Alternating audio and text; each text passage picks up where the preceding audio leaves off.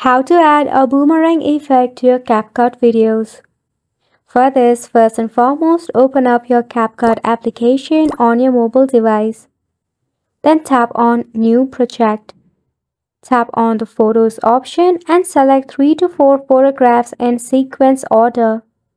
Then once you do this, you have to drop it down to 0.5 seconds.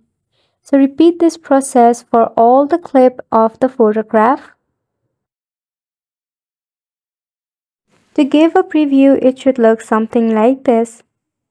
Then just tap on the export icon at the top and save it to your device.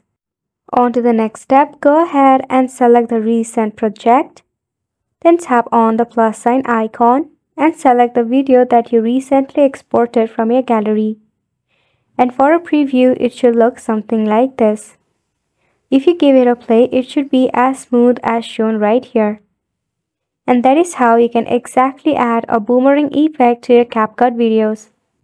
And yes, you do have to do this manually because CapCut do not have this boomerang effect. We hope with the latest update of CapCut, we will get this boomerang effect to make cool videos easily. And that's pretty much it for this video as well. Thank you so much for tuning in.